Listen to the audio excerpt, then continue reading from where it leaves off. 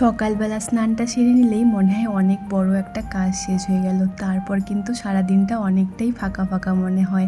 দেবরাত যাওয়ার পর রুমটা পরিষ্কার করেই আমি চলে গেছিলাম স্নানে। স্নান টান করে এসে দেখো এখন পুজো দিয়ে নিচ্ছি।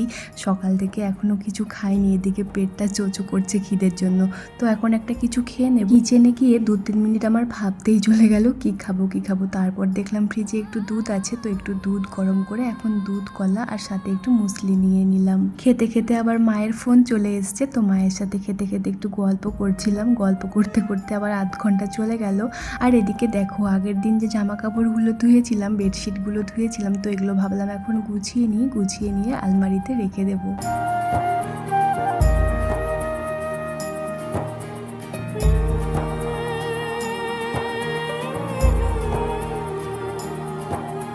কখনো কখনো জানো তো আমার একা থাকতেই বেশি ভালো লাগে, একা একা নিজের মতো কাজ করতে থাকি। কিন্তু কখনো কখনো আমার একা একা ভালো লাগে না, তখন দেবরাতকে মেসেজ করতে থাকি তাড়াতাড়ি বাড়ি চলে এসো, আমার একা ভালো লাগছে না। তো আজকে ওরকমই একটা দিন ছিল, আমার একা একা একদম ভালো লাগছিল না। যাই হোক দেখো আমি দুপুরবেলা চলে গেছি রান্না করতে কিচেনে। তো আজকে আমি সকাল থেকেই ভেবে নিয়েছিলাম আজকে আমি ডাল ভাত আলু সেদ্ধ আর মাছ ভাজা বানাবো। তো দেখো আমি এখন ডালটা সেদ্ধ বসিয়ে দিয়েছি। আর দেবরাতকেও কিন্তু আমি সকালে বলে রেখেছিলাম আমি ডাল ভাত বানাবো আলু সেদ্ধ দিয়ে, তো ও কিন্তু রাজি হয়ে গেছিল। ও ডাল ভাত আলু সেদ্ধ খেতে খুবই ভালোবাসে।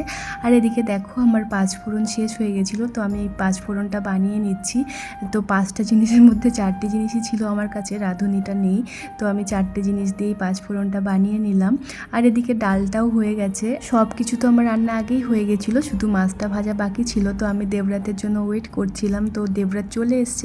আমি এখন মাছটা ভেজে নিচ্ছি আর আলুটাও কিন্তু মেখে নিচ্ছি। তোমাদেরকে তো আগেই বলেছিলাম রোতাকে বেশি ভালো মাছ পাওয়া যায় না, তো ভাগ্যক্রমে কালকের মাছটা কিন্তু খুবই ভালো ছিল। মাছ ভাজার সময় কিন্তু বোঝা যায় সেটা ভালো নাকি খারাপ মাছ। আমরা কিন্তু জ্যান্ত মাছই নিয়ে আসি, তবুও কিন্তু কিরকম একটা গন্ধ থাকে, মানে ভাজার টাইমে এরকম বাজে গন্ধ বেরোয়, তখন আর খাওয়া যায় না। তো দেখো আমাদের দুজনের জন্য ভাত বেড়ে নিলাম, আর দেবরাতকে কিন্তু আমি বাটিতে ডাল দিয়ে দিয়েছি, আর আমি কিন্তু থালায় নিয়ে নিলাম।